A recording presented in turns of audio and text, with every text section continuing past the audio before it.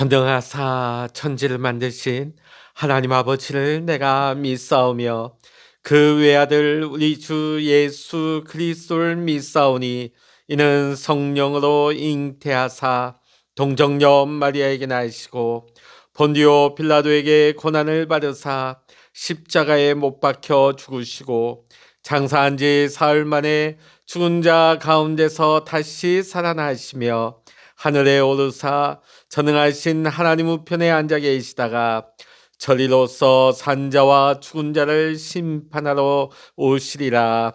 성령을 믿사오며 거룩한 공예와 성도가 서로 교통하는 것과 죄를 사하여 주시는 것과 몸이 다시 사는 것과 영원히 사는 것을 믿사옵나이다. 아멘. 찬송 143장입니다. 찬송 143장입니다. 웬 말인가 나 위하여 주 돌아가셨나 이 벌레가 든 날 위해 큰애 받으셨나 내 지은 죄 다 지시고 못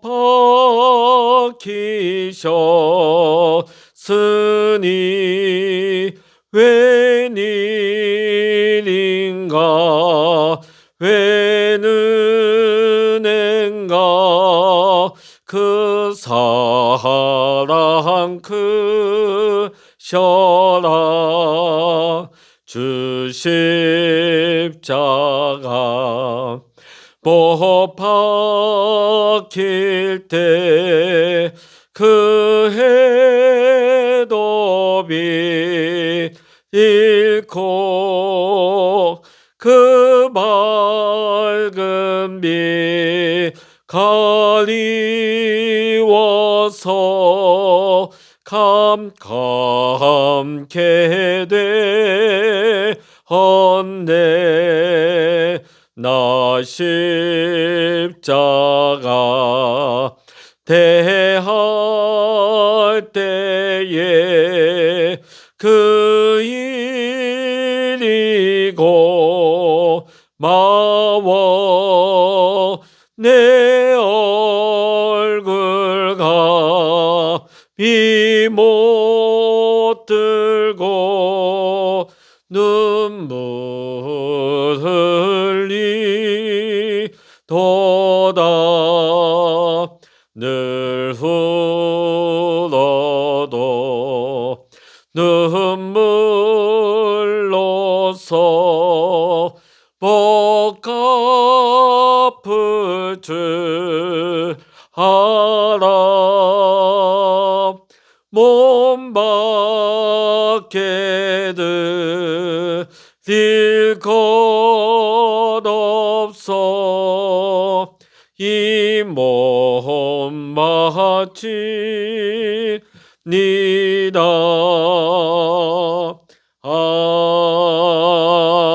아멘. 이 시간 우리에게 주시는 하나님의 말씀 누가복음 22장 63절로부터 71절까지입니다. 신약성서 136면 누가복음 22장 63절로부터 71절까지 함께 읽습니다. 지키는 사람들이 예수를 희롱하고 때리며 그의 눈을 가리고 물어 이르되 선지자 노릇하라 너를 친자가 누구냐 하고 이외에도 많은 말로 욕하더라. 날이 새매 백성의 장로들 곧 대제사장들과 서기관들이 모여서 예수를 그 공회로 끌어들여 이르되 내가 그리스도이거든 우리에게 말하라. 대답하시되 내가 말할지라도 너희가 믿지 아니할 것이요 내가 물어도 너희가 대답하지 아니할 것이니라. 그러나 이제부터는 인자가 하나님의 권능의 우편에 앉아 있으리라 하시니 다 이르되 그러면 내가 하나님의 아들이냐? 대답하시되 너희들이 내가 그라고 말하고 있느니라. 그들이 이르되 어찌 더 증거를 요구하리요? 우리가 친히 그 입에서 들었노라 하더라. 아멘. 할렐루야. 오늘 이 아침에도 함께 기도하시는 우리 사랑하는 모든 믿음의 성도 여러분과 여러분의 가정과 여러분의 생활 현장 위에 오늘도 하나님의 크신 은혜와 평강의 축복이 함께 하시기를 이 시간 주의 이름으로 간절히 축원합니다. 오늘 말씀을 보면 예수님께서 대제사장들과 또 장로들 앞에서 재판을 받기 위해서 대기를 하고 계십니다. 마태와 마가복음을 보게 되면 예수님이 체포되어 잡혀가시는 즉시 재판을 받으시는 것으로 나오지만은 오늘 누가복음은 날이 새고 나서 공회가 모이게 되고 재판이 이루어졌다. 그 동안에는 예수님이 재판을 기다리면서 대기하고 계셨다 하는 것을 알리고 있습니다. 오늘 누가복음은 마가의 기록에도 불구하고 당시의 사건을 재구성한 것이라고 볼 수도 있을 것입니다. 오늘 우리는 여기서 중요한 메시지를 볼 수가 있습니다. 오늘 예수님의 모습을 통해 심판을 향해 나아가는 성도의 모습을 우리는 볼 수가 있는 것입니다. 여러분, 성도가 어떤 자입니까? 하나님의 뜻 가운데 순종하며 하나님의 말씀을 이 세상 가운데 증거하는 자가 바로 믿음의 성도인 것입니다. 자, 그런데 우리가 믿음의 삶을 살아가는 가운데 이 세상에서 당하게 되는 고난과 조롱을 우리는 수없이 겪게 됩니다.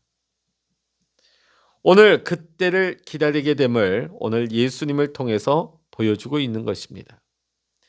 오늘 누가복음은 베드로는 성도의 모범을 보이는 데 있어서 실패하였지만 오늘 예수님께서는 직접 그 모범을 보여주셨다 하는 것을 오늘 이 재판에 앞서서 예수님의 모습을 통해서 보여주고 있는 것입니다.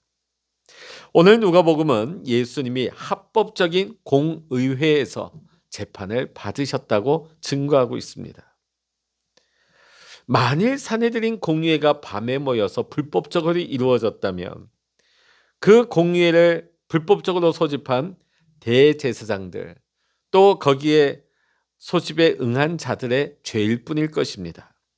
자, 그러면 왜 누가는 예수님이 합법적인 산헤드린 공의회에서 그 다음날 날이 밝고 나서 모인 산헤드린 공의회 합법적인 그 의회에서 재판을 받으셨다는 것을 강조하고 있을까요? 당시 산헤드린 공의회는 전체 유대인을 대표하는 기관이었습니다. 앞서 말씀드린 것처럼 만일 이것이 불법적으로 거기에 소집에 응한 자들에 의해서 주도되었다면 그들만의 책임일 것입니다. 그들만의 범죄일 것입니다. 그러나 그 다음날 합법적으로 이루어진 이 산헤드린 공의회에서 예수님이 재판을 받으셨다 하는 것은 예수님의 재판받으심과 죽으심에 유대인 전체가 책임이 있다 하는 것을 누가복음은 증거하고 주장하고 있는 것입니다. 그러니까 예수님을 죽인 것은 대제사장들과 몇몇 종교 지도자들이 아니라 예수님을 죽인 것은 유대인 전체다 하는 것을 말하고 있는 것입니다. 그러기 위해서는 이 산헤드린 공의회가 분명히 합법적으로 모인 것이 되어야만 했던 것입니다. 그래서 누가복음은 마태, 마가와는 다른 합법적인 산헤드린 공의회, 그 다음날 날이 새고 나서 모이게 되는 그런 모습을 묘사하고 있습니다. 자, 오늘 재판의 양상이나 또 그때 하신 예수님의 말씀도 다른 복음서와는 조금 차이가 있습니다. 자, 오늘 이 산헤드린 공의회, 이들은 예수님의 죄가 있느냐 없느냐를 가리기 위해서, 유무죄를 가리기 위해서 연 것이 아니죠. 그들의 목적은 무엇입니까? 이 재판은 형식적일 뿐 예수님을 죽이기 위해서 이 회의를 연 것입니다. 예수님도 그 사실을 잘 알고 계셨습니다. 그러니까 무슨 말을 하든지 간에 오늘 이 재판은 아무 의미 없다는 것이죠.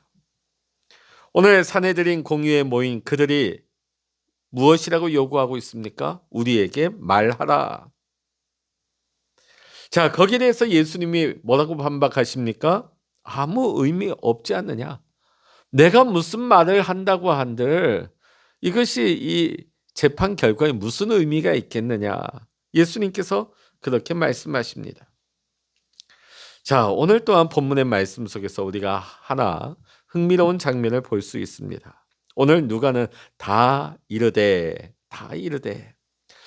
자, 거기에서 자, 뭐라는 우리 하나 좀 재미난 장면을 볼 수가 있습니다. 산헤드린 공의회에서 예수님을 하나님의 아들로 인정하고 있는 모습을 우리는 볼 수가 있습니다. 물론 이 산헤드린 공의회 사람들이 예수님을 죽이기 위해서 한 질문이지만 아이러니하게도 이것을 통해서 산헤드린 공의회가 예수님을 하나님의 아들로 확인하는 셈이 되었던 것입니다.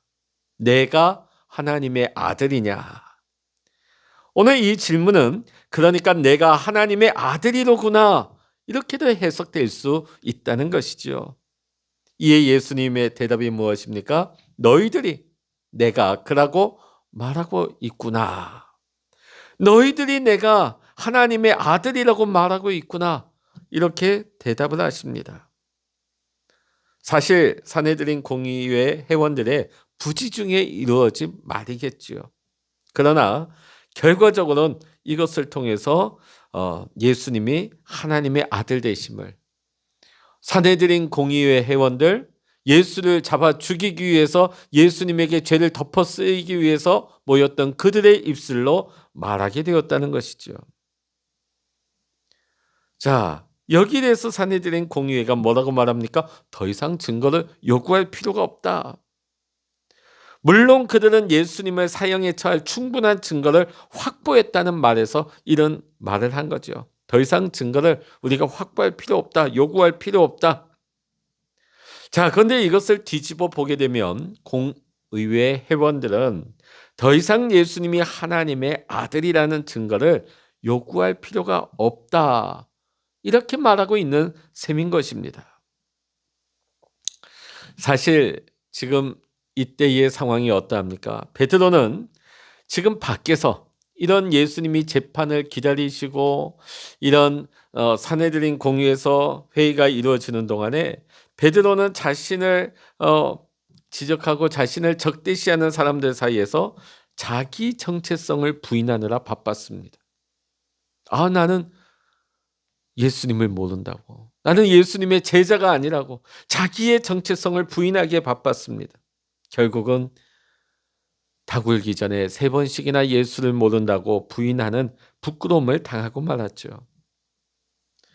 그러나 우리 예수님은 세상의 모든 사람들이 예수님에게 적개심을 표현할 때에 어떻게 대처하여야 되는지를 우리에게 잘 보여주셨습니다. 예수님은 굴복하지 않으셨습니다. 오히려 그들의 악함과 어리석음을 나타내셨습니다. 이를 통하여 예수님은 하나님의 아들 되심을 나타내신 것이지요. 예전에 많은 사람들이 예수 믿는 사람들을 이런 식으로 조롱했습니다. 예수쟁이. 그런데 이 조롱은요, 어찌 보면 굉장히 영광스러운 말입니다. 보통 이 쟁이가 뭐냐면 그 분야의 전문가라는 거예요. 쟁이. 예수만 아는 사람, 예수를 믿는 전문가, 예수의 장인, 예수 전문가라는 거죠. 그러니까 옛날에 세상 사람들이 교회를 향하여서 예수 믿는 사람들을 비아냥거리고 조롱하고 적대시하면서도 한편으로는 진짜 저 사람들 예수 믿는 사람이구나. 저 사람들이야말로 예수 전문가가 맞구나 하는 것을 부지불식간에 인정한 꼴이 된 것이죠. 마치 오늘 예수님을 향하여서 너가 하나님의 아들이냐? 비아냥거리고 조롱하는 것 같은데 그들의 입술을 통해서 예수님의 하나님의 아들 되심을 인정하는 것과 마찬가지라 할 것입니다. 사랑하는 성도 여러분, 오늘 우리는 이 시대 가운데 세상 사람들에게 예수쟁이라는 말을 듣고 있습니까? 그러다 보니까 오늘날 예수쟁이라는 말이 거의 사라진 것 같습니다. 왜 그럴까요? 어떻게 보면 좋아 보일 수도 있지만 그렇지 않은 것 같아요.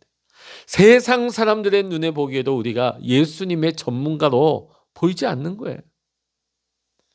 예수님만 아는 사람으로 여겨지지 않는다는 반증일 수도 있습니다. 오늘 예수님께서는 마지막 심판 때를 기다리시면서 수많은 조롱과 모욕을 당하셨습니다. 그러나 정작 재판 앞에서는 너무나 당당하셨습니다. 이와 같이 우리가 예수님을 따르기 위해서는 세상에서 수많은 모욕과 오해와 조롱을 당할 수 있습니다.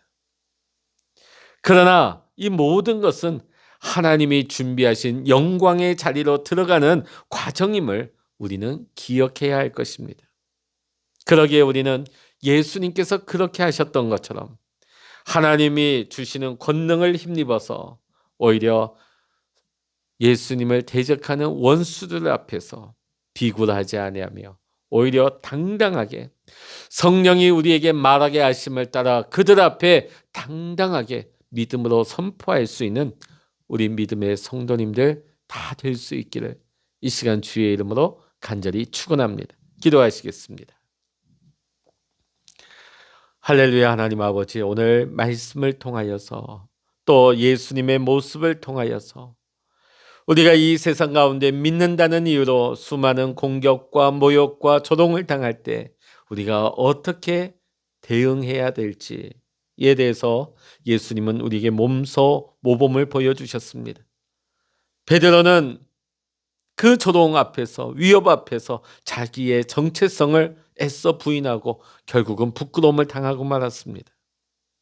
그러나 예수님은 그 적대하는 세력들 앞에서 조금 더 위축되지 아니하시고 당당하게 믿음으로 선포하셨습니다.